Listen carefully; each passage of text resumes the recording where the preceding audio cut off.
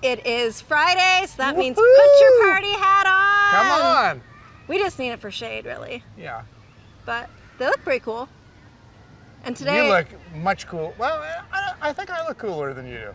viewers write in, who looks cooler, John or me? We're going to give away something with the right answer. Yep. Today we have a great show for you. John is going to take us on an amazing tour. You know, I kind of thought I knew Central Oregon, and then I went on this tour, and within 30 or 40 minutes, I'm in the midst of a volcano. Active. Active. Keyword. Yeah, active is the key. Yeah. You? Well, I did the Raft and Brew tour with Sun Country Tours to see what it was all about. Yeah. And it was awesome. Uh-huh. So people have to tune in to see what exactly it's like to go through Big Eddy. Do you know how many rapids make up Big Eddy? No. You don't know. I'm going to tell you. That's coming up today. What else? Polo. Oh my God! I am ready for the pro circuit, as you're going to see, because she is not. Here we go.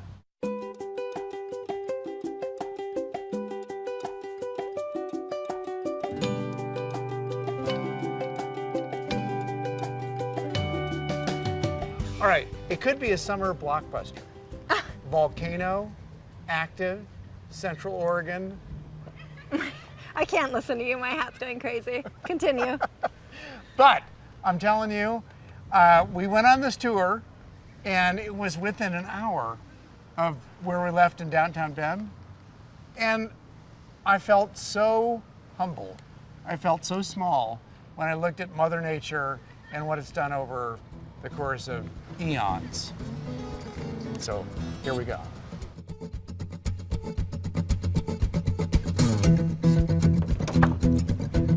Who wants to go see some volcanoes? Yeah! And off we went on a volcanic journey that may not have been loaded with lava, but was, thanks to our Wanderlust tour guide Chip Dixon, jam-packed with everything from a history of Bend. They began settling here in the 1850s or so, and then by 1905, when the town was officially chartered, the population was a bustling town of a couple hundred people. During those boom years, kind of an interesting fact is that during the Great Depression era, the effects of the Great Depression were not felt here in Central Oregon. They were so successful harvesting timber that there's no economic downturn here at all. To a quick arrival at the Newberry National Volcanic Monument. Good morning. Doing well. How you doing? It's gonna get kind of washboardy and a little bit loud and bumpy here, but it's only a couple mile drive, so we'll be up top shortly. But Chip was right. The bumps just lasted a few minutes, and the payoff was obvious even before we left the van. Oh! Definitely. Can I give you a hand there? You can actually see all the way up to Mount Hood if you squint your eyes way out there. See it way out into the right? Oh, yeah. Yeah, so there's Mount Hood, 130 miles away. And that's Oregon's first tallest peak. It's just shy of 11,000 feet. Just to the left there, just short of 11,000 feet, yep. And then we've got Mount Jefferson, Oregon's second tallest peak, so pretty darn cool. We can actually see all the way from Washington to California. So we can see the whole state of Oregon from this one point right here. Yeah, how amazing is that? So you guys want to ascend the final bit of the peak? Yeah? Yeah? Let's go check it out. Get one of those. Ready to hike a mountain? All right, let's do it. Come on up. I lived in Oregon on and off for more than a dozen years, and honestly, I learned more about our volcanic ancestry on this one tour than I've ever known. So, you know, from here we can see almost 200 miles, you know, 150, 200 miles. I know, isn't that crazy? We have not only one, not two, but three faults coming through, and they all intersect with one another right over there. So we're part of the geographic province known as the Ring of Fire, which extends all the way from South America, up through North America, around through Alaska, across the Bering Strait, and down into Japan.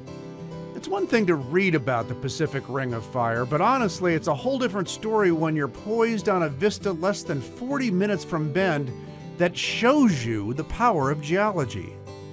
In case you're wondering, there's about a 2% chance any of us will ever see one of our neighboring volcanoes erupt.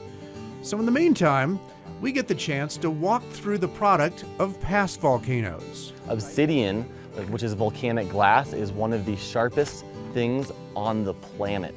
That's the obsidian. That's why this is such a cool spot. Remember, you gotta stay right here. Isn't that awesome? You see the little chipmunk over there? And you're gonna see a ton of little pieces of obsidian. All of this stuff right here, this is called flint knappings. And these are the either discarded, kind of failed arrowheads, or the chipped off pieces. So these rocks that we're touching right now were touched by Native Americans possibly 10,000 years ago. It's like we're in this vast wasteland, which is completely different than what we were looking at when we were up on top of the mountain and all that beautiful greenery. Yes, that's why we come west for vacation every year, because there's just so much open space here, you know, and it just gives you this expansive view of the world. Yeah. You know, like you get crunched in your little hole at work and your house and whatever, and just here it's like trees and blue sky. And I was kind of familiar with some of the lava flows and everything, but didn't realize obsidian was basically compositionally identical to glass. I've learned about being able to see from California to Washington. That was very cool. I wasn't expecting that. And I learned I probably wouldn't want to drive up that road by myself. All in all, it's about 2 miles of hiking up and through the Newberry Monument, with one last stop on the morning excursion through history. So it's a short walk to the waterfall. It's just right over here, guys. Paulina Falls was a cool way, both literally and figuratively, to end this fun trip into Oregon's geologic past.